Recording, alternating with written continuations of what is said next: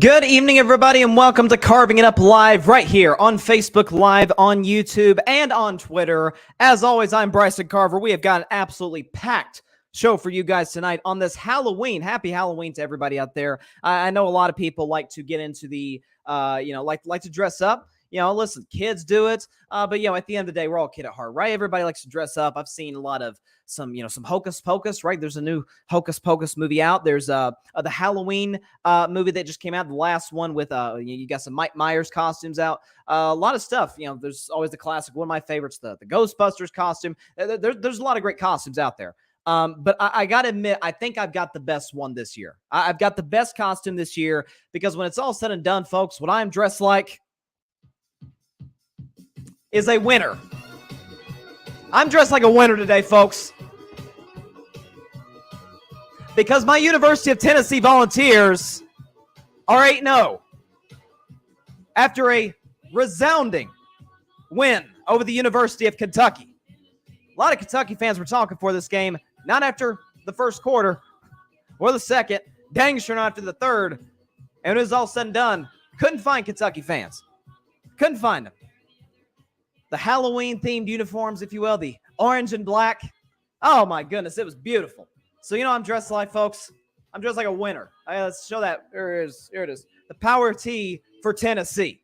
All right, because my Vols, while they are tied with Ohio State for second in the AP poll, make no mistake about it, ladies and gentlemen, once the college football playoff poll comes out tomorrow, they will be number one. We, Tennessee, will be number one. Cannot wait. So that's what I'm dressed like today. I'm dressed like a winner. I'm dressed like a fan of a team who's about to be number one in the country. Normally, in most cases, that costume would involve crimson or involve scarlet or red and black. Occasionally orange and purple back in the day, about 3-4 years ago. Nah, not today. In 2022, for Halloween, it's orange and white. Make no mistake about it. But we do have a packed show for you guys tonight. Obviously, I will discuss Tennessee. I'll discuss the college football playoff rankings, which the first rankings are going to come out tomorrow at 8 Eastern on ESPN. I'm going to give you my college football rankings. I'm going to do 1 through 4. I'll also do the first two out, the two teams that are right on the doorstep of making the playoffs, but maybe would have to have some things go their way, although I do not believe that will be the case for one of them. Also, Niners absolutely putting the hammer on the Rams in the second half. Kyle Shanahan continues his dominance over Sean McVay. He's 8-1 in their last 9 matchups. I'll discuss that. What else we got? The Cowboys dominating the Bears. My man, Dakota Prescott, balling out against a top 5 pass defense in the National Football League. I'll talk about that. A little World Series talking at the end of the show. I will predict tonight's Halloween matchup. Appropriately, 2 teams that both wear orange, the Cincinnati Bengals and the Cleveland Browns. I'll predict that at the end of today's show. I kept coming off a really good. This is by far my best predicting week of the season, folks, because I'm sitting there at 12-2. Upset of the week was correct. If I were a betting man, was correct. Even Bryson's bleak bet, the one I'm not confident in at all, actually ended up being the one that looked the best for me because I had the Saints winning, and all they did was shut out the Raiders yesterday. So a lot of NFL to talk about, some baseball in there as well. But I wanted to start with last night's game between the Packers and the Bills. We all expected Buffalo to win, right? They were 11-point favorites. Funny enough, they actually did not cover, which we thought they would given the start that they got off to. But the Bills won 27-17 over the Green Bay Packers. And it was one of those where the final score didn't feel like it was indicative of how dominant Buffalo was and how inept Green Bay was. And it points to something. I'll get to the Bills a little bit, but sort of my main point is about the Packers.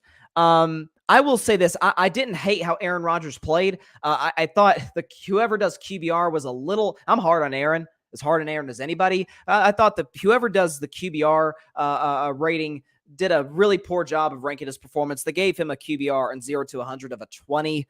Hey, he was better than that, folks. I mean, he had a pass rating of 91. He wasn't garbage. One thing I did like about Aaron, he pushed the ball down the field occasionally, despite the fact that there's no Randall Cobb, there's no Alan Lazard, and after the first quarter, there's no Christian Watson. So a wide receiving core that already wasn't very good. We knew that coming into the season. Excuse me. is now even more depleted. You lost 3 of your key guys. So you rely on Sammy Watkins, who for the life of him cannot separate.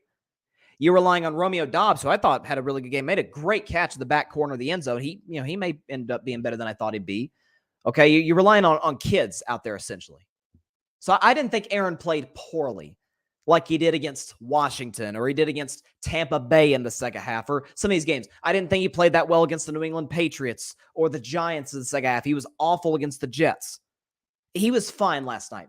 But it points to something that I'm like, it goes to the antithesis of my biggest issue with the Packers is Matt LaFleur. He doesn't start running the football till he's down 17. And I've been beating this table constantly for the Green Bay Packers, who have one of the best running back tandems in football. You've got like the classic, it's cliche, but it's true, thunder and lightning. Thunder being A.J. Dillon, Quadzilla, as they call him in Green Bay, Wisconsin, and Aaron Jones, who's more of a shifty back. He's lightning. And so when you have all these double-digit leads like you had, say, against Tampa Bay or you had against the Giants or Washington, rely on those guys, especially because the fact, look, I get you got Aaron Rodgers, 4-time MVP, Super Bowl MVP, Hall of Famer one day. But, I mean, you see San Francisco, relying on their running game constantly. Why? It's their identity. San Francisco, who I'll discuss later, have an identity. Buffalo has an identity. I think they throw the football a little too much. Okay, they threw it too much for my liking as much as they were up late in the game with really not a whole lot of success because they couldn't put Green Bay away. But they have an identity. They know who they are. What's Green Bay? We know, surely to goodness, they know they're limited at the wide receiver position. They know that Aaron Rodgers isn't getting any younger. He's still great, I think, on most days. But, he's what is he, 38 years old, 39 years old? He's not getting any younger. You've got an excellent offensive line, and you've got one of the best running back tandems in football with Jones and Dillon. Why not rely on those guys? And they finally do last night. They run for over 200 yards as a team, but not until they're down. Down by a big deficit. And so then at that point, yeah, you're scoring. Yeah, you're kind of getting back in the game, but you're eating a lot of clock in the process. And so we'll see how incompetent Matt LaFleur is next week. They play Detroit. Green Bay should win that game. That was actually a game at Detroit that had the Packers losing coming in because they tend to never really play well at the Lions, and Detroit's not a bad team at home. They score a lot of points at home at the very least. So that'll be tough for the people to give it credit for. But when I'm looking at this Packers team, this offense in particular, guys, what are you doing? Your most valuable player, your most reliant player, I should say, is Aaron Jones. Because, not just because Aaron Rodgers is a bum or something, but because who's he got to throw to? I mean, let's look at today even more. Like him and Devontae Adams, man, they miss each other. Because Devontae was bad yesterday. Aaron's been bad by his standards this season. They should not have made that trade. But they did, so they made their bed, now they're going to have to lay in it. So you've got this tandem. You've got the offensive line. You're limited at wide receiver. Why not feed those guys? As for Buffalo, it's what I expected. Coming off a bye, they were prepared. They were really sharp, especially on third down situations. Josh Allen was typical Josh Allen, making plays with his arm, with his legs. Stephon Diggs beat the corner of the top. It was not Jaire Alexander, who, those two had a little scuffle pregame. Wouldn't call it anywhere near a fight, especially what we saw with Michigan and Michigan State over the weekend, where there's going to be like assault charges. Okay, it wasn't anything like that. But they were beefing. Jaire Alexander, the great corner for the Packers, did a good job on Diggs, but Diggs got loose. So did Gabe Davis. Kevin Knox caught a touchdown. They had the running game, which I thought was good with Devin Singletary. Like, you have these guys that you can rely on in the passing game. And again, Buffalo knows what they are. Josh Allen, 13 for 25, completion percentage not great, 218, 2 touchdowns. He had a bad pick down in the red zone inside the 5-yard line that I didn't like, because obviously if Buffalo scores there, then they go up by whatever it was at that point, 17. They go back up by 17, and the Packers have no hope whatsoever of winning. And Josh Allen, by the way, to QBR of 83, but a pass rating of 75. So you look at for Buffalo, not a great second half, but all in all, a complete performance. Von Miller did a good job getting pressure, as did everybody else, especially on the interior for Buffalo's defensive line. We know that this is the best team in the AFC, along with Kansas City. It kind of feels like the quarterbacks are. It's 1A and 1B. We know that these two are in a collision course. They are going to meet at some point in the playoffs, and whoever wins that will represent the AFC in Super Bowl 57. But as for Green Bay, it goes to the problem I've always had with them, is Matt LaFleur. What are you doing? You know your receiving core is beat up. You know that, by the way, your quarterback is having some real trust issues with those receivers. Your quarterback took shots at the receivers, so their confidence can't be in the greatest place. Rely on the other two guys. And they did when they were down 17. So we'll see if they commit to the run more against the Detroit Lions team that isn't bad against the run. Certainly they're not as good as Buffalo is. And again, Buffalo's good against the run, and Packers still ran for 200. So it shows you how good the Packers can run the ball. But the question is, will they commit to it moving forward? But at the end of the day, you don't know what Green Bay's doing most days. They look Sean McDermott, who a lot of people seem to criticize Sean McDermott. I think he's a tremendous coach. I really do. You look at his game planning, you look at the lack of penalties for Buffalo, the execution. He's everything that you want in a head coach. By the way, he was successful pre-Josh Allen. Never forget, he was hired by Buffalo, got them. He helped end their long playoff drought. What was it? Was it like 16 years they hadn't been to the playoffs, and Sean McDermott takes over as a head coach and they get in. And once you build around the identity of Sean McDermott, which is defense first, because he is a defensive coach, but then you add the superstar quarterback and those weapons. And I see Odell Beckham Jr. tweeting about, man, the Bills look good. I'm like, man, if they add OBJ, whoo, that's Gabe Davis is your third best receiver, or even maybe Odell's your third best receiver. You can make an argument today about who's the better. I'd probably take Odell healthy, but Gabe Davis is still a heck of a player. So, it's a sunny day in Buffalo, and they should take care of the Jets next week on the road before a big matchup. To me, that game should possibly get flexed to Sunday Night Football, Vikings-Bills. Let's see what the Sunday night game is that night. Ooh, gosh, it's Chargers-Niners.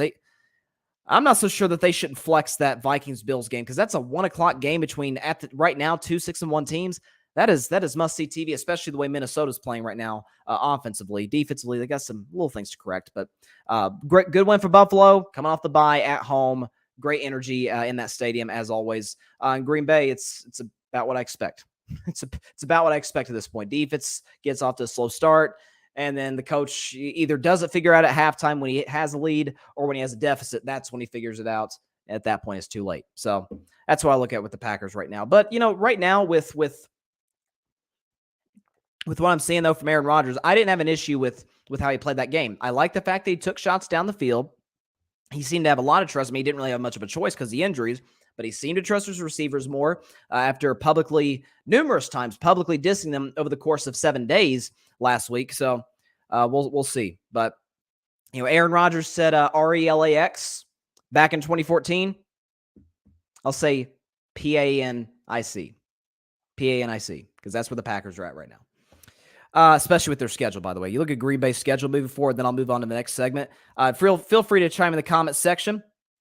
Any especially Halloween thoughts? You guys going for anything for Halloween this year? Let me know in the comment section. Like to see that. The Packers got the Lions, and they got Dallas at home. Home against the Titans, at Philadelphia. That should be a bloodbath. At Chicago, of course, Aaron Rodgers does still own the Bears. Home against the Rams, at Miami. Home against the Vikings. Home against the Detroit Lions. So, there's some tough ones. Dallas looks to be the third or fourth best team in the NFC. Philadelphia looks to be the best team in the NFC without a question. Crap, they're 7-0. I get the schedule's light, but they are. It's not like a situation where it's an undefeated team who's playing down to their competition. We've seen teams do that. Heck, we saw the Steelers do that 2 years ago. Steelers started 11-0. Didn't get out of the first round of the playoffs. Okay, because they were a fraud. They took advantage of a weak schedule. We're barely beating these teams on this week's schedule, and then once they started to face a little bit of competition, they folded, especially with some of the injuries that they suffered. I do not see Philadelphia in that same light whatsoever. But yeah, Green Bay's schedule, to say the very least, is pretty brutal moving forward. Moving on to what was America's game of the week, Rams 49ers, second game that the Niners have been on that big Fox game. I picked the Rams to win this game for the simple fact that they were coming off a bye, for the sort of pride factor that there is, the fact that, losing to the Niners 7 straight times in the regular season. You're at home. It's basically going to be a road game because those Niners fans take over SoFi Stadium. mean, it's like I was hearing somebody say earlier this morning that it feels like the Niners have more fans in Los Angeles than the Rams do. And I don't know. I've seen 3 games in the calendar year 2022 in SoFi Stadium that featured the San Francisco 49ers and the Los Angeles Rams. All 3, it has been overwhelmingly scarlet and gold, okay? It has not been a whole lot of blue and gold, or blue and yellow, really, for the Rams. But the Rams won this game. By the way, I thought, Deebo Samuel, I thought would hurt the 49ers a little bit. But the Niners won this game pretty convincingly, especially in the second half, 31-14. I got to give Jimmy Garoppolo his props. I've been very critical of Jimmy Garoppolo for a long time in the show. I won't do it today because he played well yesterday, but I constantly pull up his stat line in the postseason, which is less than impressive, to say the very least. He has not led them to the Super Bowl or the NFC Championship game. He has simply been a beneficiary of what's been around him in terms of the game plan, in terms of personnel, certainly in terms of the defense that he's got backing him up, and even the special teams in one case against the Packers. But Jimmy Garoppolo played well yesterday, right? He had 235 yards, 2 touchdowns, QBR of 81, and a great pass rating, 132. Ironically enough, it was actually the second best pass rating of his own team because Christian McCaffrey threw a touchdown pass, and he had a perfect passer rating of 158.3. But it's funny. I said that Christian McCaffrey, what the Niners did is they added a second Deebo Samuel because their skill sets are so similar. That they are 2 of how many players in the NFL could do this? Can have 1,000 yards rushing, 1,000 yards receiving. Deebo can do it. Christian McCaffrey has already done it. I mean, I'm trying to think of somebody else that can. A name is not registering to my brain at this particular moment in time. But it's ironic that I said that last week. And Christian McCaffrey, I always talk about Deebo Samuel. He's the best overall offensive player in the NFL because he can run for touchdowns. He can catch touchdowns. I mentioned that he threw a touchdown pass to Juwan Jennings, against the Rams last year. Ironically enough, Christian McCaffrey can run touchdowns. He can catch touchdowns, which he did both yesterday. And he threw a 34-yard strike to Brandon Ayuk for a touchdown. And this is why I said that the trade was absolutely, overwhelmingly going to be in favor of the 49ers. And it goes back to what I've always said in sports. If you feel you're on the cusp, go for it. Don't be the Green Bay Packers, kind of, set in their ways. We got one way to win. We do it through the draft. It's homegrown, and we're going to, Aaron Rodgers and this, that. No, you need to bring some outside sources in. Need to bring some people in to try and help you win. That's what the Ravens just did today with Roquan Smith. Okay, it's what, a lot of these teams have done. That's why the Niners brought in McCaffrey. Yeah, they've got that Wilson kid who, by the way, seems to be pretty good. Yeah, they got Elijah Mitchell. Yes, they can run the ball with Deebo Samuel when he's healthy. But why not upgrade? Because like I said, are the 49ers a better team with Christian McCaffrey than without him? Well, of course they are. Christian McCaffrey is an all-pro running back. Go for it. Be the Los Angeles Rams last year, going out and getting Von Miller and OBJ. And before that, trading for Matthew Stafford, who was an upgrade over Jared Goff. Be the Buffalo Bills, going after Von Miller. And possibly also going out and getting OBJ. That is the way to win in the NFL. Not being the Packers the last couple of years. Well, we're winning 13 games. Don't want to mess with a good thing going on, right? If it ain't broke, don't fix it. Yeah, where'd that get you? Knocked out in the playoffs twice at home, including in one instance where you gave up 13 points and still lost because your offense couldn't do anything. Because once the Niners took away Devontae Adams and they took away Aaron Jones, well, Aaron Rodgers, we know his trust issues, not just with his receivers, but people off the field. He's not going to anybody else. So with the 49ers, what they're doing here, love it. This is what I've always talked about in sports. This is why I love John Lynch as a general manager. We see the meme all the time, F them picks. People are too married oftentimes to picks because, again, the Niners gave up, was it 2 seconds and 2/4? What are the chances that collectively that those picks are going to pan out to be as effective for San Francisco than Christian McCaffrey? We don't know that. We know that Christian McCaffrey is fantastic. We know that 3 years ago, just 3 years ago, And he's had 2 injury-riddled years since, so the last time he was fully healthy. 1,000 yards rushing, 1,000-yard receiving. I believe he's one of only 3 players in NFL history to do that. And he's available. Oh, wait, by the way, the team that we could meet in the Super Bowl if we get there, they want him, the Kansas City Chiefs. Oh, wait, the team that's in our own division who just won the Super Bowl last year, they want him? You think the Rams don't regret not getting Christian McCaffrey today? This is what I love about the Niners and the way they do business. This is what I love about the Rams last year and the Bills. Go for it. You know, Steve Harvey, love Steve Harvey, talks all the time about, you know, when you're uncertain of something, but you got a big dream. He says, jump. Just jump. This is what the 49ers have done. They jumped. They went out and got Christian McCaffrey to go, because if there is no Deebo Samuel, okay, don't change your game plan whatsoever. Long as number 23 is in the lineup for you. Because you can use him in the same way that you could use Deebo Samuel, along with Brandon Ayuk, and along with George Kittle, who caught the touchdown at the end of the game that put the game out of reach for Los Angeles. Not to mention that you have one of, if not the best defensive line in the National Football League, who gave Matt Stafford a long, long day back there in the pocket. So this is, I love the fact that the Niners made this trade, and I kind of love the fact that their second game with Christian McCaffrey, that they not only beat the Rams, but beat them badly. No, it's nothing against the Rams. I picked the Rams. I wanted the Rams to win. But the fact that they sort of made a statement to the NFL that, man, if you're close, and there's a lot of teams in the NFL that are that close, man, go for it. If you're the Philadelphia Eagles, go get Robert Quinn. That draft pick, the chances of that draft pick panning out as opposed to what Robert Quinn can give you right now, it's astronomical. Go get A.J. Brown in free agency. If you have a good scouting department, great. The Niners do. The Eagles do. The Bills do. This is why so often teams like Green Bay are not able to get over the top, despite having an elite quarterback, despite having elite players at certain positions, such as in the past Devontae Adams, or like now Jair Alexander or David Bakhtiari. Because they're not able to fill in those little skill positions. Or if there's a big-time player and all a team wants is draft picks. All they want is draft picks. Especially if you're sure of what you have at the quarterback position. San Francisco doesn't even know if Jimmy G is going to be there next year. They don't know. Like, we don't care. We want to win the Super Bowl this year. No time like the present, after all. I love it. And listen, there's value in playing the long game if you're a bad team. If you're Carolina, yeah, you should be getting picks if you're Carolina. If you are the Chicago Bears, I just saw that with the number of picks the Bears have next year. The Bears have like 8, 9, 10 draft picks next year in the draft. Good for them. That's how the Bears are going to try and rebuild this thing. Bears aren't close to winning a Super Bowl. Niners are.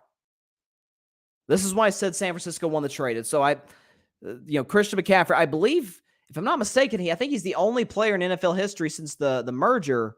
Or no, it might have been since 2009. It's been a while since a player has caught a touchdown, ran for a touchdown, and thrown a touchdown in the same game. Like, it's been a while since that happened, and Christian McCaffrey did that because he is one of the best players in the NFL on the offensive side of the football. But again, I kind of got a kick out of seeing San Francisco do that, just to sort of make an example of the Rams and of the entire NFL. That if you're close, Steve Harvey said, jump. It's that simple.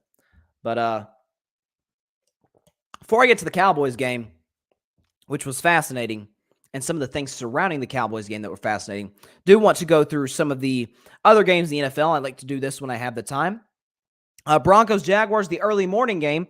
It is a good thing Denver won this game for 2 reasons. Number one, it's good for, I don't know if it's good for the Broncos that they won this game for the sake of not firing Nathaniel Hackett, which I thought they should have done last week anyway.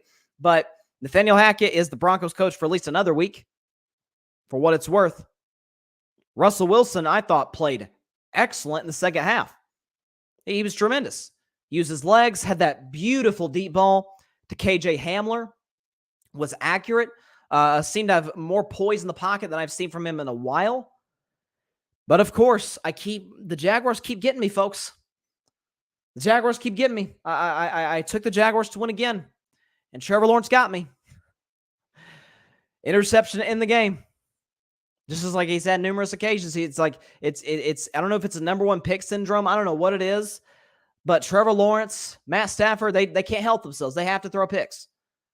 It's like they signed some of their deal. They got to throw at least one pick a game or at least one crushing interception. One, what are you doing interception per game? But for Jacksonville, this is what I predicted for them going into the season. They're a 6-win team, and the majority of their losses, if not to this point, all of their losses, come down to the last second. And that's exactly what's been the case.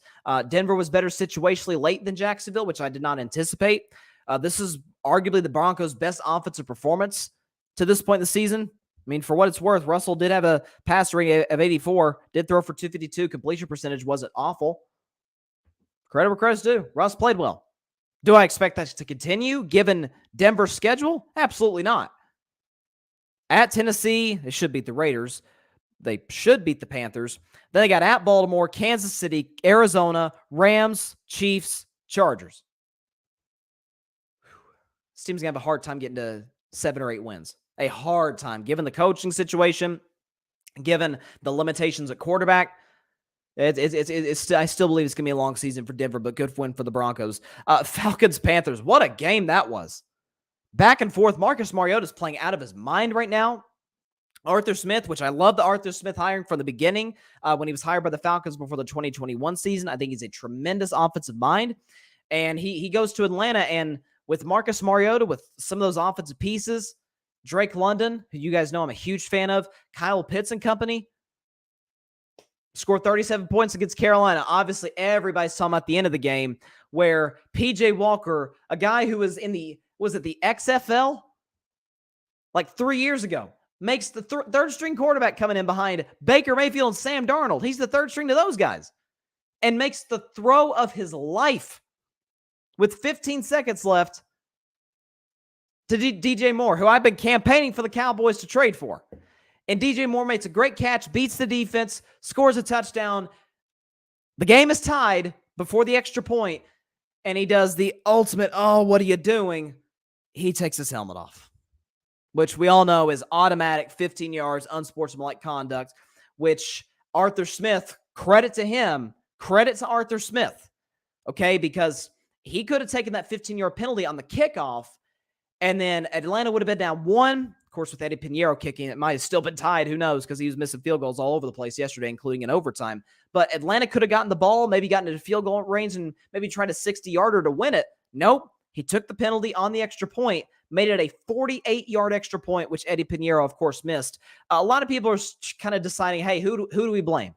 Because, it's Twitter, so we got to blame somebody. Who's the blame go on?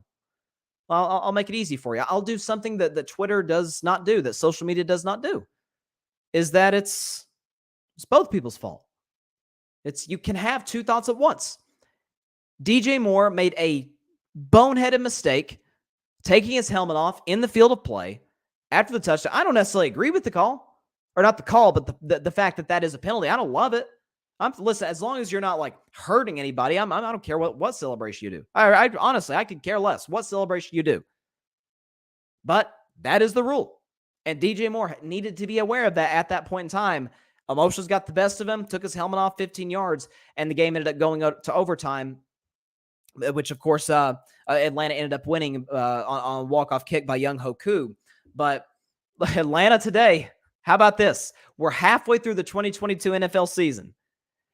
And in a division that has the well-run Saints and that has the greatest quarterback of all time, it is the Atlanta Falcons led by Marcus Mariota who are first place in their division. That's why we love the NFL. Seattle, the Seattle story of the Giants and the Jets, although I'll get to the Jets in just a second. They looked awful yesterday, but especially offensively, especially the quarterback. But that's why we love the NFL. What Atlanta did yesterday, unbelievable. Miami beat Detroit 31-27. I know a lot of you Tua fans, tuning on as it's been dubbed, and as I've delightfully called it that, although they're not as damaging as the thing that it's named after. But the point is, a lot of Tua fans out there have been, man, Bryce, you were wrong about Tua, or 4-0 with Tua. He's got all the touchdowns, leading league in pass rating. Okay, that's cute. Okay. First one came against the New England Patriots. It's with Mac Jones. Is that very impressive? Second win on the road against the Baltimore Ravens defense that was the worst secondary in football at that point in time. Win against the Buffalo Bills, which was impressive, but Tua didn't play that well. Although I'll give him the concussion excuse because he should not have even finished that game. Pittsburgh, 4 interceptions dropped. If Pittsburgh corrals 2 of those, Miami loses that game last week. And then against Detroit, the worst pass defense in professional football, in a dome. You were playing from behind against Jared Goff. Yeah, I'd hope when you have Tyreek Hill and Jalen Waddle and company and Mike Gesicki, I'd sure hope you win that game. I'm still seeing the fact, I was talking about Jalen Hurts. Jalen Hurts' arm, I don't know what's happened over an offseason. It's gotten better. Like, that was one of my criticisms of Hurts. Like, man, he could push the ball down the field now. Tua? Nope. Let's see who's the Dolphins' December schedule. Okay, in December, at San Francisco, weather won't be a factor there. At Chargers, same situation. At Buffalo, it gets cold in Buffalo. Okay, home against the Packers, they'll have the advantage there. At Foxborough, they'll probably beat the Patriots, but it is cold in Foxborough in the winter. And should Miami make the playoffs, they're not beating the Buffalo for the division, so they're going to be playing on the road against Cincinnati. We know Cincinnati gets cold in the winter. Looking at the playoff standings right now, Tennessee. Trust me, I live in Tennessee, not in Nashville, but I live in this beautiful state. We don't get enough credit for how cold it gets in the winter, man. It gets cold. Like, really, it's not like Minnesota or Wisconsin cold, but it gets cold up here. Baltimore, cold in Baltimore. When you have a quarterback who arm strength is not only not a strength of his, but a weakness, well, that's going to be an issue moving forward. So, no, I have not been proven wrong on Tua. Stop it. Or Mike McDaniel, for that matter. Moving on, let's see. Vikings-Cardinals. That was the game that I went back and forth on. Thank God. I'm like thinking about lucky stars. I picked the Vikings to win. DeAndre Hopkins and Kyler Murray were once again sensational. DeAndre had 159 yards receiving, had that phenomenal catch in the end zone, one-handed with his left hand at the end of the first half. But Kyler and Cliff Kingsbury once again into the game. Terrible situationally, unaware of the clock.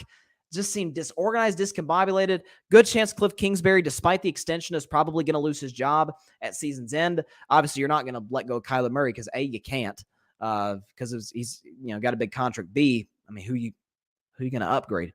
I mean, this is not you're probably not going to replace Kyler Murray in 1 year. But Minnesota looked great. I picked Minnesota to win because they were coming off a bye. Kirk Cousins played well. They were really good in the red zone. They were efficient. Didn't turn the ball over. I mean, that's what I expected from Minnesota this year. I said coming into this season, they lost a lot of close games last year. This year, with an upgraded head coach and Kevin O'Connell, who I predicted would be the coach of the year this year, Minnesota would not only be a playoff team, but they would win the NFC North and win a playoff game. And that's what it's looking like thus far through the first part of the season. Let's see, Raiders-Saints, that was my Bryson's bleak bet game, and it was anything but bleak. It's a good thing I picked the Saints because the Saints shut out the Vegas Raiders 24-0.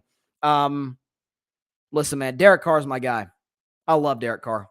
Like, seriously, Derek Carr is one of my favorite players in the NFL. It's been him. It's been Derek Carr, Dak Prescott, and Lamar Jackson, the 3, to me, most over-criticized quarterbacks in the NFL. Love Derek Carr. There is nothing that I can say whatsoever that can possibly defend whatever that was yesterday. Literally 101 yards passing, barely broke 100 and broke it in garbage time. An interception, QBR of 14, passer rating of 50, should have been worse. And then Devontae Adams. 1 catch for 3 yards. Many people consider you the best receiver in football. And Marshawn Lattimore, who is arguably the best corner in football. I love Marshawn Lattimore. But great offense beats great defense any day of the week. And you get held by Marshawn Lattimore to a catch for 3 more yards than I had. Come on, bro. Listen, Derek Carr is obviously not Aaron Rodgers. That doesn't take a genius to point that out. But that's unacceptable. The Saints have not been playing well defensively. Like, I thought it'd be more of a shootout type game where the Raiders made one mistake, weren't good situationally. But one last name to bring up. Josh McDaniels. A lot of people love Josh McDaniels in New England. So, he's this great play caller with Tom Brady. Was he?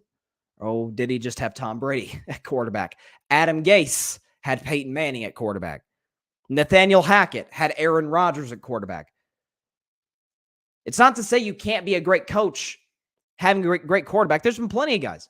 Plenty of guys have been.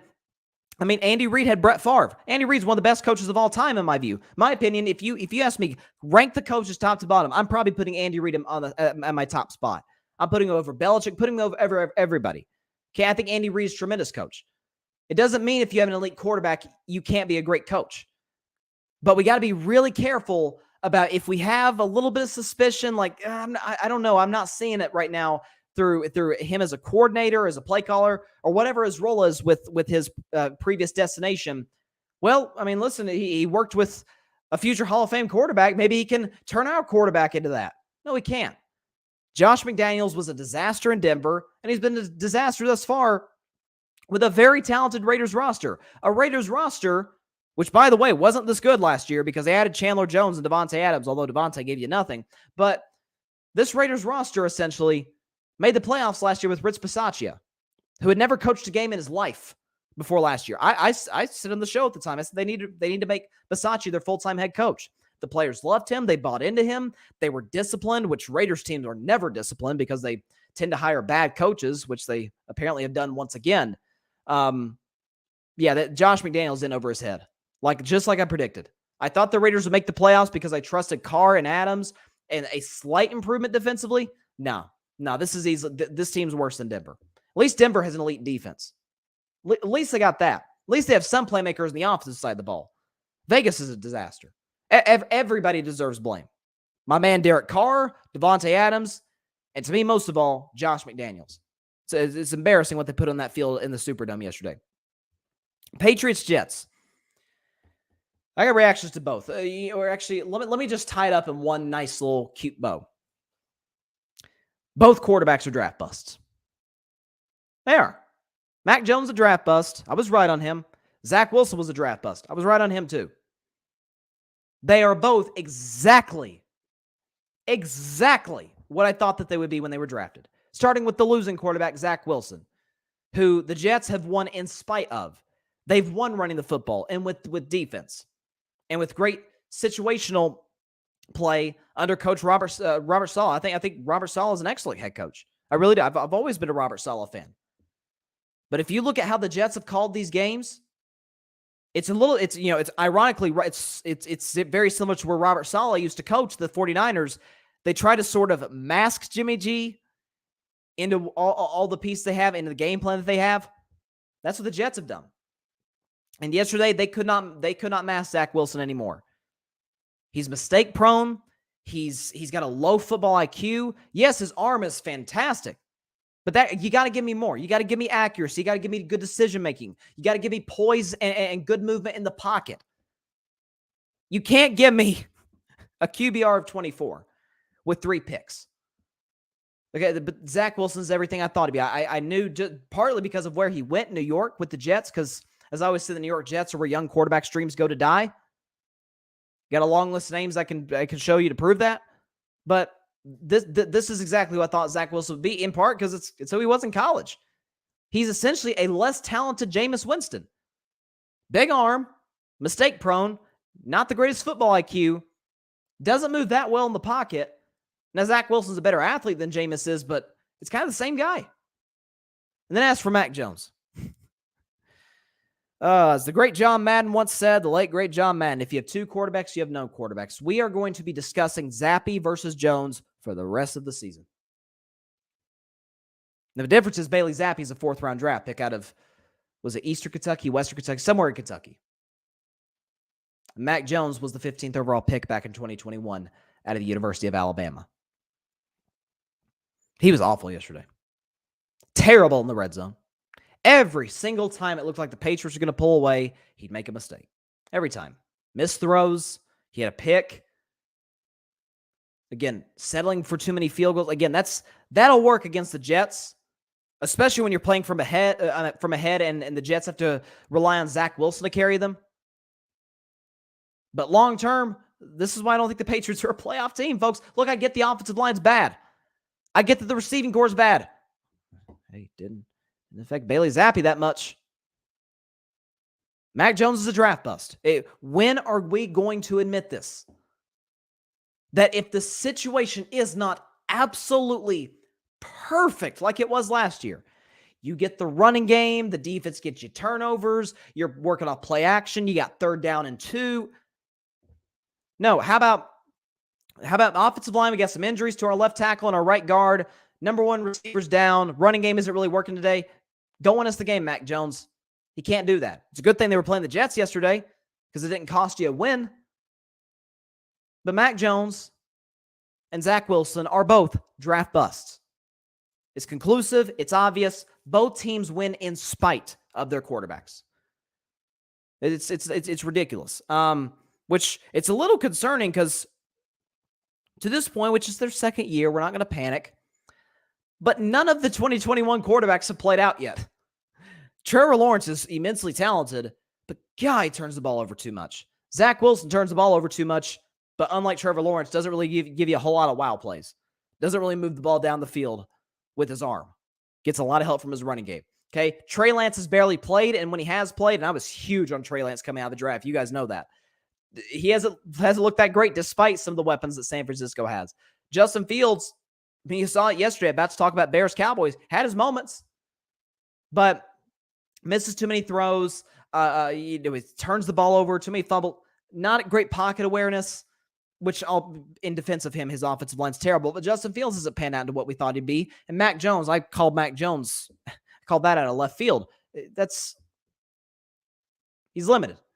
He's very limited. He's a backup quarterback. If he's not, if he does have a great pocket, if he does have the running game to support him, he doesn't have a good arm. His accuracy has plummeted, almost like Baker Mayfield. Remember Baker came in the NFL, and that was what everybody talked about. Oh, my God, this kid's so accurate. And we saw it his rookie year, and then ever since, it's like just left him. I can't really explain it, but it has. Same with Mac Jones. He's a draft bust. Eagles took care of the Steelers in convincing fashion, which we all pretty much thought they would. Jalen Hurts was outstanding. A.J. Brown had 3 touchdown catches. The defense was outstanding, albeit against a Pittsburgh Steelers offense that, frankly, isn't very good. But, again, you look at Philadelphia's schedule, they're not going to go undefeated. I think Dallas will beat them on Christmas Eve. I think, who does Philadelphia play? They play somebody else late in the season. That's tough. Tennessee is not a gimme. Let's see. The Giants, not a gimme either. They play the Giants twice. The Saints are no pushover. So I got the Eagles finishing 14-3.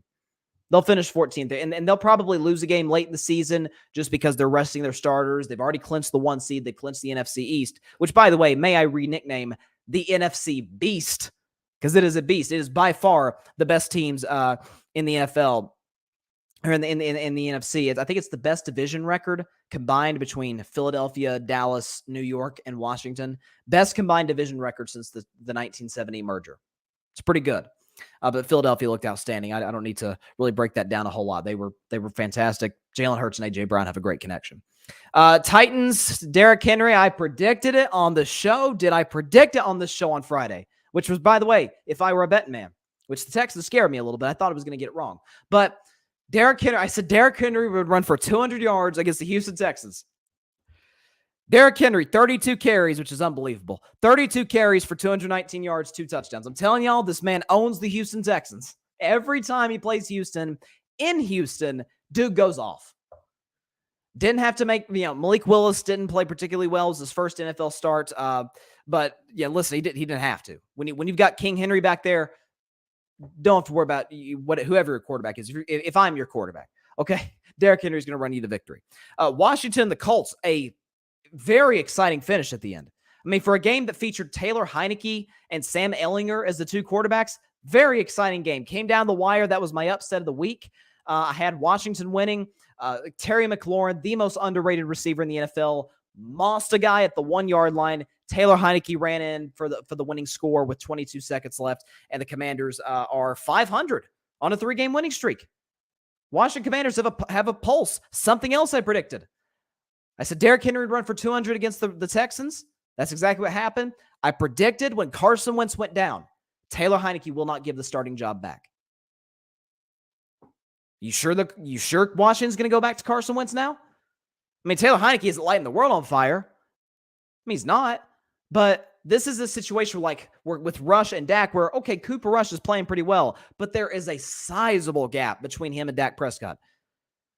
Wentz is probably better than Heinicke, but given Wentz's bad decision-making, happy feet in the pocket, the fact that his teammates don't seem to like him all that much, which was the case in Philly and in Indianapolis, I don't know. Washington's won 3 straight games. Heinicke's teammates rave about him. They love him a lot more than they love Wentz. I think Taylor Heinicke's not giving up that job anytime soon. And the Seahawks beating the Giants last game before I talk about Dallas and Chicago. The Geno Smith story continues. He had a couple touchdown passes to Tyler Lockett, or one went to Tyler Lockett. DK Metcalf doing DK Metcalf things. The running game, Kenneth Walker was excellent yesterday. And this is why I picked Seattle to win. I felt like they had the advantage at quarterback with Geno Smith. As good as the Giants' defense is, when you have the weapons that Seattle has, when you're able to run the ball like Seattle's been able to run it, and when you have the defense that Seattle has had over the last few weeks, Pete Carroll, defensive coach, has gotten that side of the ball right. Eventually, the Giants are going to have to ask Daniel Jones to win a game for him, and I do not think he is capable of doing just that. So a good win for Seattle. They still sit atop the NFC West, even above San Francisco, who many consider the second best or the best team in the NFC. It is the Seattle Seahawks, who are a game above them. Again, why we love the NFL. Why we love the NFL. Dallas, Chicago. Let's talk about that for a little bit. First of all, there's sort of a controversy surrounding the Tony Pollard, Ezekiel Elliott thing. For those of you who don't know, Ezekiel Elliott did not play yesterday. He dealt with a knee injury. He had a pretty brutal hit against the Detroit Lions. He finished that game, but didn't practice all week and was not able to go yesterday against the Bears. But lucky for the Cowboys, their backup running back would start on probably 20 teams in the NFL, that being Tony Pollard, because he had 14 carries for $131, 3 touchdowns, and averaged 9 yards a carry. And I heard on the radio this morning that Tony Pollard, he is the first running back to have less than 15 carries and run for over 100 yards and 3 touchdowns since like the early 90s. So it's pretty historic what Pollard did yesterday. Like when he got the ball, he took advantage. We know he's obviously more explosive than Zeke. I've been on this for a few years now. I think Zeke has a role in Dallas. I'm not of the mindset that I'll just move on from Zeke. I've never been of that mindset. Zeke still has a role in Dallas. He's great for third and short situations. But when we hear teams talk about all the time, we want to establish the running game. And Dallas has been as vocal about that as anybody. We want to establish the run. We want to establish the run. We're a running football team. We've heard that ever since Dak and Zeke's rookie year. Well, Zeke can't establish the run anymore. He is not the type of back where on first down he can get you 5-6 yards. He can get you 3 and a good carry 4, but he is not an explosive back. He is a short yardage back. He is on 2nd and 5. Give it to Zeke. Make it 3rd and 2. 3rd and 1. And give it to him again if it's 3rd and 1. If it's 4th and 1, give it to Zeke. I'll trust Zeke up the middle, especially than Tony Pollard. But in terms of explosiveness, quickness, the sort of acceleration that this guy has, Tony Pollard's a better running back today than Zeke. I mean, I've been saying this is 2020. I think people have come around to it. I'm sorry. I know Jerry Jones said after the game, way go as Zeke goes. Okay, if you're not going to go too far if that's your mantra. Because offensively, you go as Dak goes. And then as Tony Pollard goes. And then whoever your receivers are on that given day, whether it be Gallup or Lamb or Noah Brown, who didn't play yesterday. You do not go as Ezekiel Elliott goes. You did in 2016, although Dak was outstanding his rookie year, but it was kind of a tandem. You don't go as Zeke goes anymore. You go as Tony Pollard goes. And the second thing, I sort of briefly mentioned him. I say it over and over, and I'm going to say it again. Y'all say it with me, folks. You know his name. Rain Dakota Prescott. Whew! Man, you see that guy yesterday? He was throwing it all over the field. 250, 2 touchdowns, ran for a touchdown, had the best QBR in the National Football League yesterday at a 93.8. Passer rating of 114.5. Oh my goodness. He was dealing, wheeling and dealing to Gallup. He had a beautiful touchdown throw to CeeDee Lamb. I mean, he was magnificent. By the way, reason I'm all going on and on about Dak Prescott, he's like, Bryce, it's the Chicago Bears. This isn't like the Bills or something. Yeah, it's not the Bills. I don't know. Is the second best pass defense in football, does that sound pretty good to you?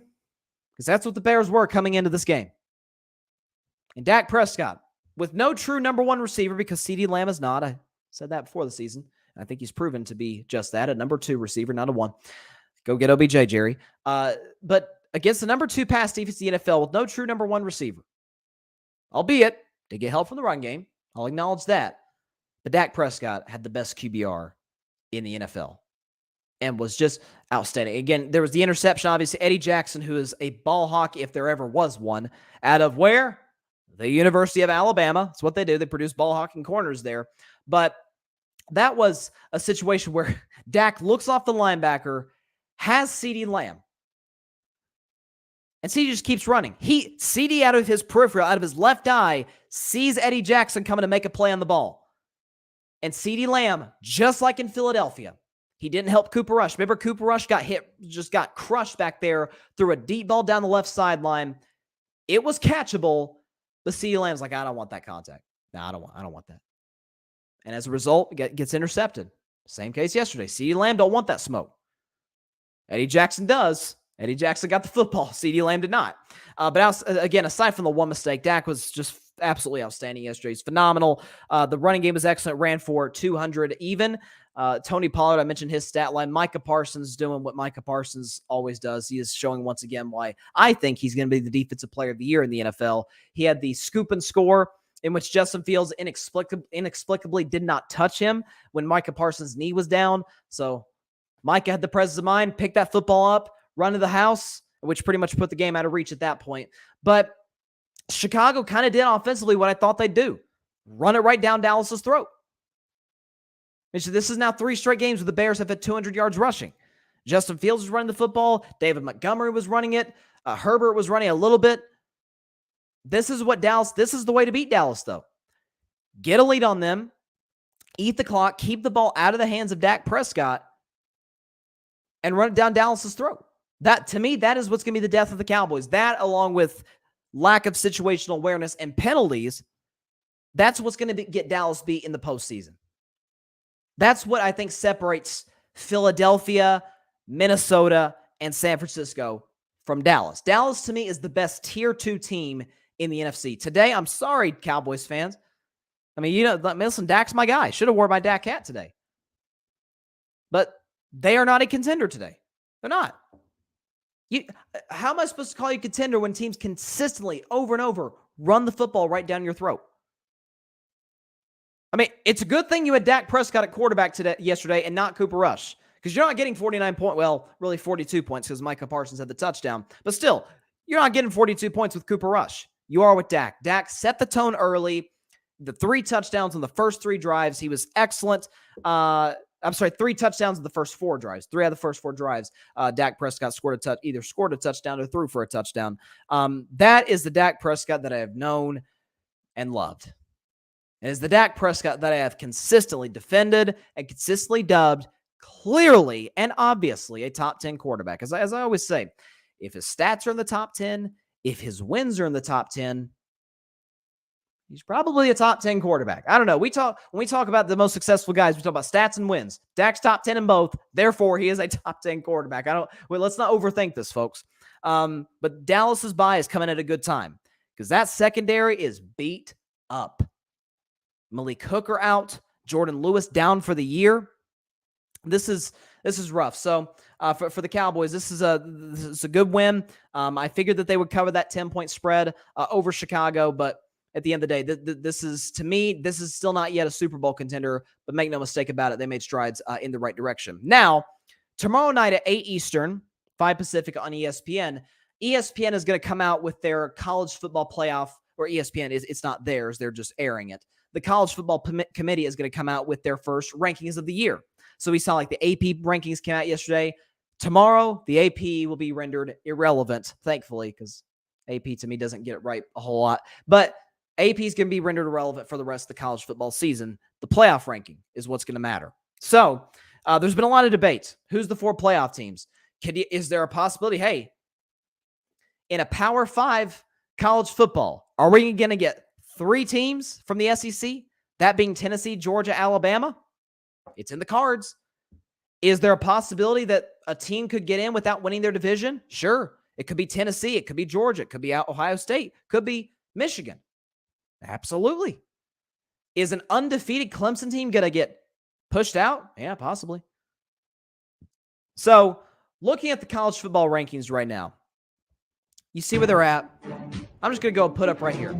So, if I had to do a college football rankings, this is what it would look like. So, first of all, who would be the first teams out? To me, it's Alabama and Oregon, okay? Alabama at number 5, who still, listen, they control their own destiny. They have, to me, either the best or second best quarterback in college football, a guy who I think could be the number 1 pick in the draft, that being Bryce Young. The fact that what he is doing with an Alabama offensive line that, by Alabama standards, is as good as we expect.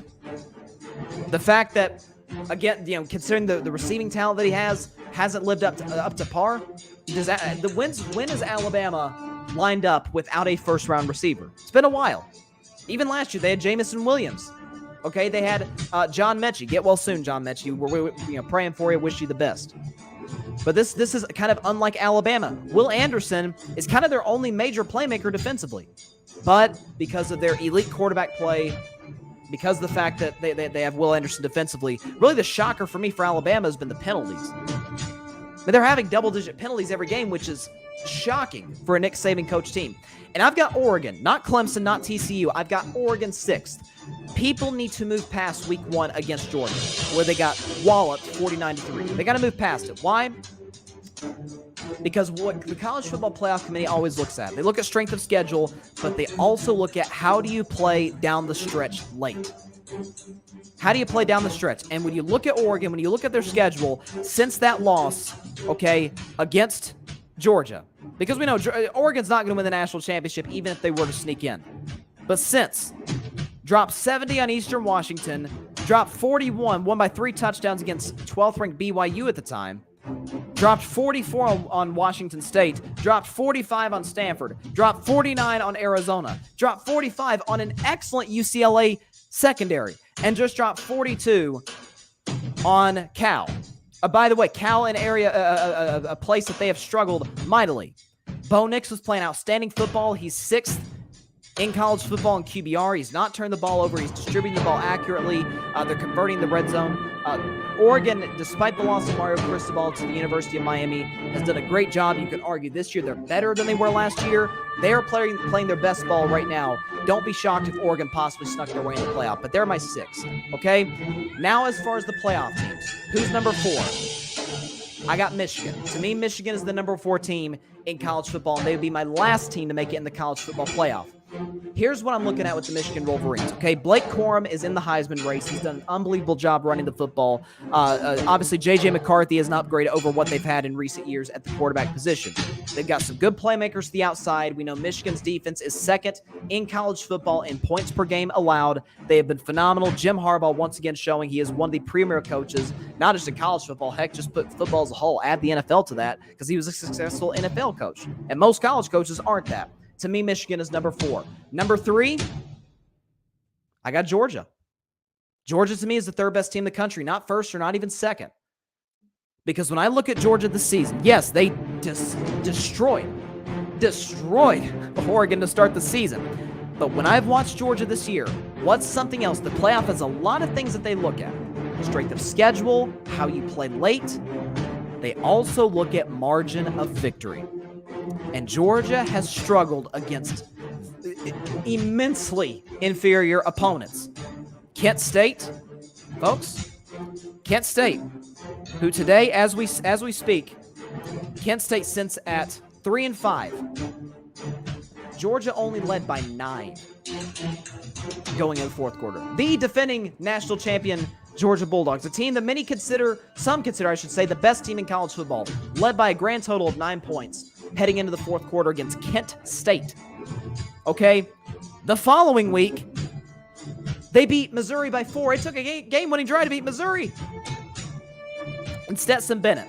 Everybody loves Stetson Bennett. The story, right, he's a walk-on and this and that. Stetson Bennett has not been impressive whatsoever. Okay, he's 82nd in touchdown passes in college football. Okay, when you rely on Stetson Bennett to go win you games, if you're the Georgia Bulldogs, you're in trouble. We saw that in the SEC championship game against Alabama. You say, what about the national championship? What do they do in the 4th quarter to get that lead? They got turnovers, and they ran the football down Alabama's throat. That to me, and that's why I'm favoring Tennessee, my Vols, to beat Georgia. Tennessee has all kinds of different ways to beat you on both sides of the ball, by the way. They can get pressure on you. They can make you turn the ball over. And offensively, we know what Hendon Hooker and everybody else represents. So when I look at Georgia, they have one specific way to win. Basically, get the ball to Brock Bowers and stop it defensively. The thing, though, for Georgia is, though, strength of schedule is not good. Margin of victory is not good. But their defense, per usual, is fantastic. Number one in college football in points per game allowed. Only 10 points per game allowed by Georgia, although it's safe to say I think my Vols are going to score more than 10 on Saturday. Number two, I got the Ohio State Buckeyes. I know a lot of people are kind of low on Ohio State after barely surviving the Penn State Nittany Lions. But when you look at that fourth quarter performance by C.J. Stroud, by that defense, phenomenal. Okay, C.J. Stroud to me is the best overall quarterback prospect.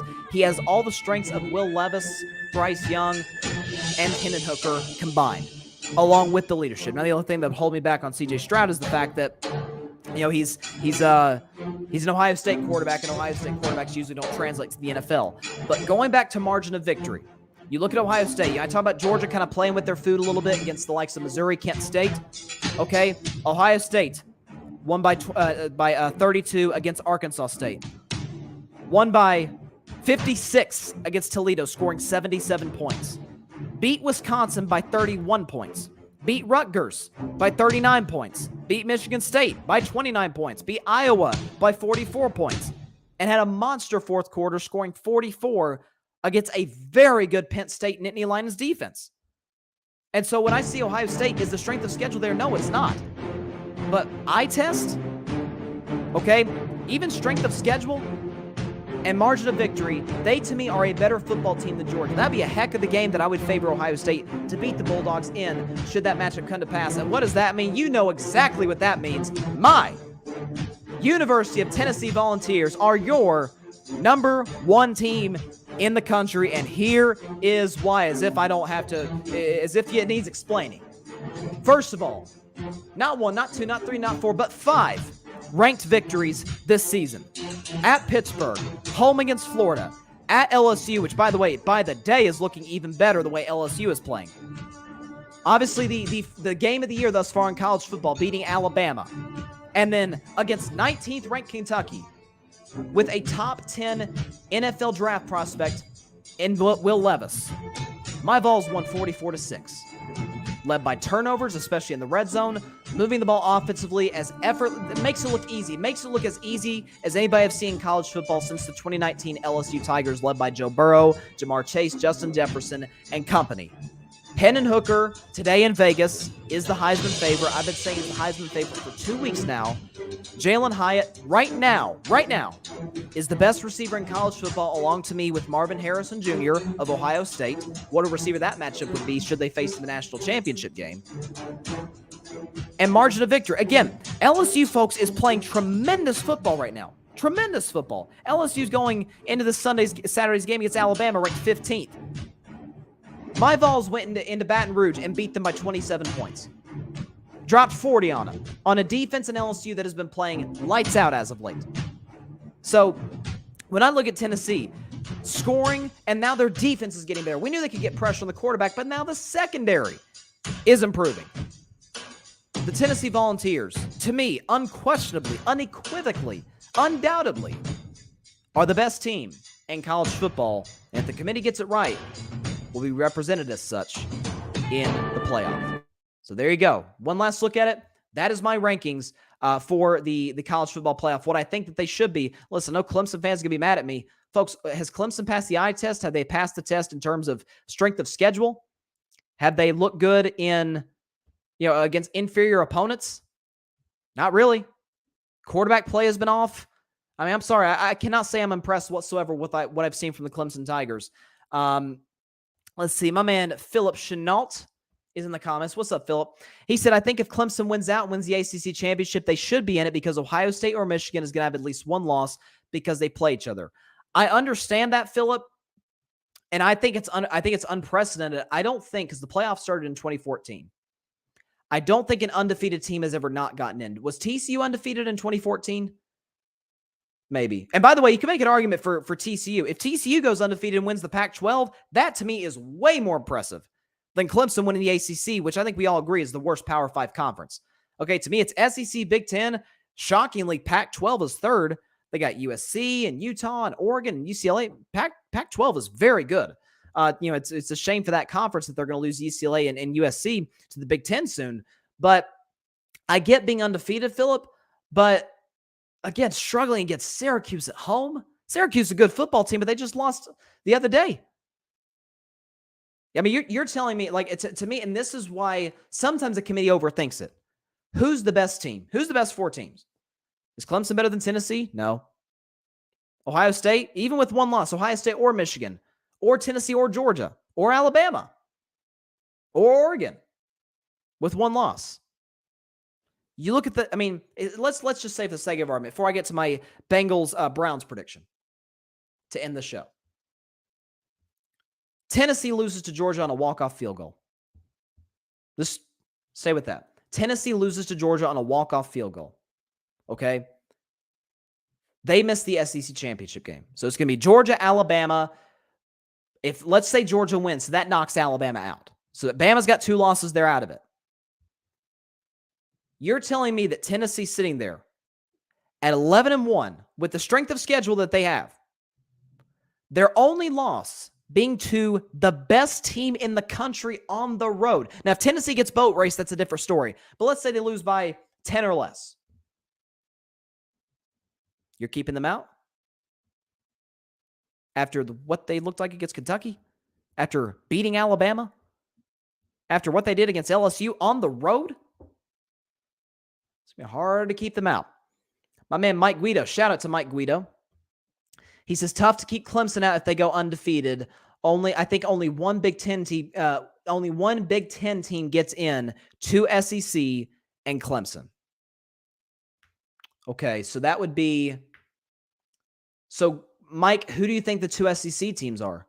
Because it'll be the SEC East champion, whether that be Georgia or Tennessee. One of those teams are guaranteed they will get in the playoff. It'll be Georgia or Tennessee. They'll get in regardless of the outcome of the SEC championship game. Because one of those 2 teams will be undefeated. We assume. If Alabama wins, then Bama gets in.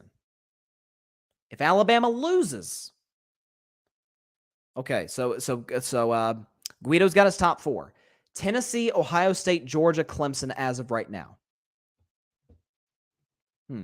And by the way, Philip has Georgia, Ohio State swapped. He's got Georgia 2, Ohio State 3. Guido has Ohio State 2, Georgia 3. I mean, you can make an argument to switch both. I would take Ohio State over Georgia today, but if you want to make the argument just because, A, Georgia's the national champions after all, B, they play in the tougher conference, and C, their defense has been just incredible, albeit the opponents they face, but we can't totally discount that through the first part of the season. I don't know. I mean, it really all comes down to what Alabama does, because Bama does have 1 loss. Because let's say this, last scenario, I'll get to Bengals Browns. SEC East champion, forget who it is. Let's say it's Tennessee, because I think it's going to be Tennessee. Tennessee beats Georgia. Georgia misses the championship game. They have 1 loss. They face Alabama. Alabama loses. Then what happens? Tennessee obviously gets in. Big Ten champion, be it Ohio State, Michigan, they get in. Then you have to make a decision. Okay. It's so interesting. I guess at that point, you have to let Clemson in because they're undefeated. Then you're making a decision. 2-loss Alabama, 1 loss either Michigan or Ohio State. Let's say it's Michigan. 1 loss Michigan or 1 loss Georgia. It probably ends up being Georgia because Bama has 2 losses. That brings them out. Georgia plays a tougher conference. Their only loss would be to Tennessee, the best team in the country, so they get in. It's going to be this is going to be one of the tighter playoff finishes I think we've seen since the playoff was instituted. And this, folks, is why they, in part for other reasons that I detailed this summer, but this is why the playoff is going to be 12 teams by around 2026. Guido says it's tough because I'd say 6 teams are at least worthy. And Guido says Alabama will not get in with 2 losses. I agree with that, Mike. He said Alabama would have to run the table, and that might not get them in. No, that'll get them in. If Alabama runs the table, they'll get in, because their one loss will be at Tennessee, and they will have beaten Tennessee or Georgia in the championship game. There's no way Alabama is going to run the table and not get in. But that's the interesting part. If Alabama does run the table, then it becomes interesting.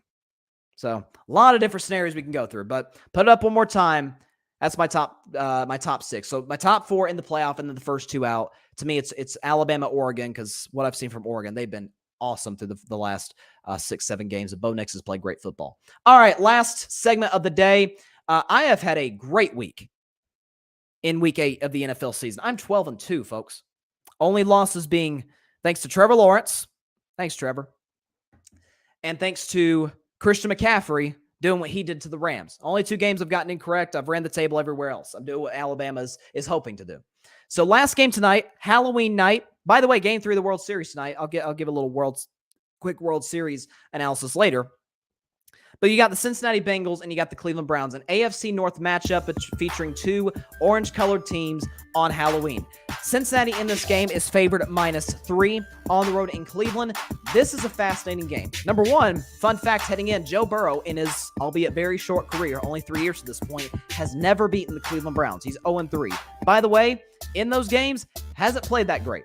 The last game he played against the Browns, I believe I think that game is in Cincinnati. The Browns won that game, if I'm not mistaken, 41-14. Joe Burrow had like a 100-yard pick 6 by his old teammate, Denzel Ward, his old Ohio State teammate, Denzel Ward. So Joe Burrow hasn't played particularly well against what is, proven to be a solid Cleveland Browns defense over the years. Outside of the New England loss, all of Cleveland's losses have been by the skin of their teeth. Like, it feels like if you just plug in a true franchise quarterback, Cleveland could be sitting here possibly at 5-2, given the way they've run the football with Nick Chubb.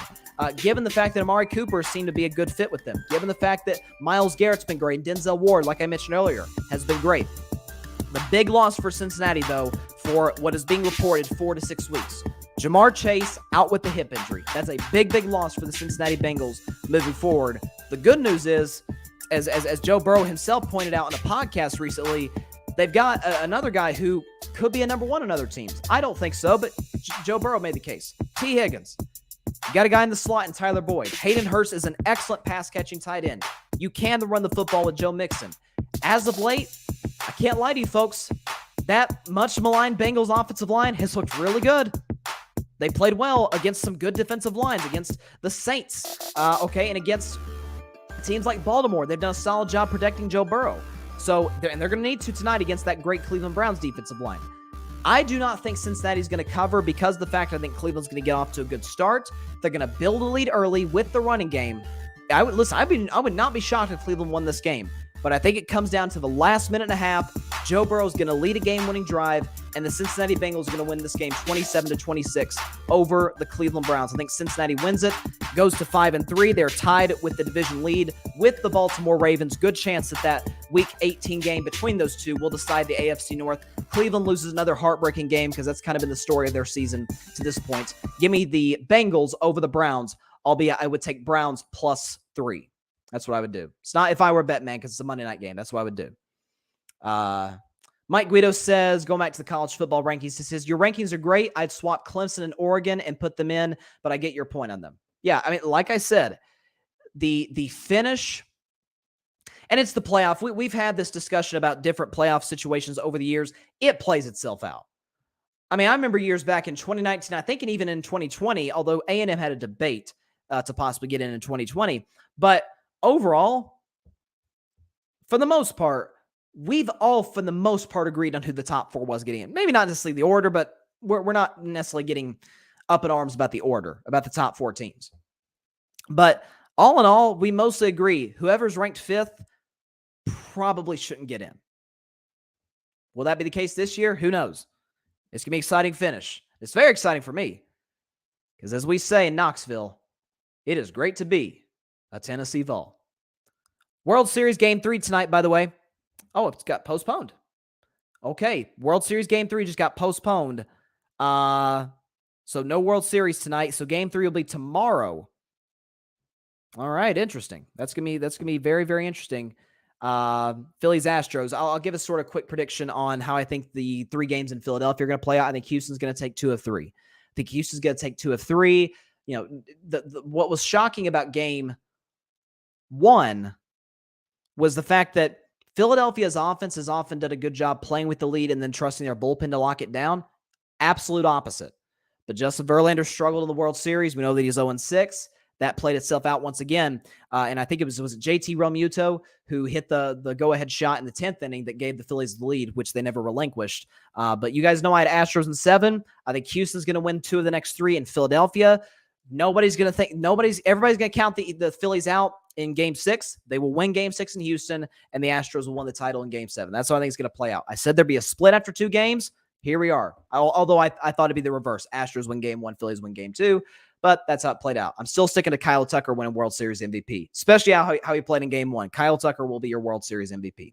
All right, that is all the time we have for today's show. I appreciate everybody stopping by as always. Be sure to catch Carving It Up Live on Thursday, as always at 6 p.m. Eastern, 3 p.m. Pacific time on Facebook Live, at YouTube, and on Twitter. Also, be sure to like, share, comment, and as always, most importantly, hit that big red subscribe button. Helps the channel grow exponentially. And be sure to subscribe also to the Grid Network, which is where all my shows, all my clips, as well as the shows and clips of my other Grid teammates. You saw Mike Guido in the chat there. He's a part of the Grid. We got Barry Grant Jr. with the All Even Podcast. We got Patrick Brown, the Chaotic Sports Podcast. Alfred Parsar Jr. with the Rocket Fuel Podcast. And you got my man Ryan Flowers, Clutch Sports Talk Podcast. Great show, by the way, last night, Ryan. Really enjoyed it. So be sure to check that out. Subscribe there. Like, share, comment there.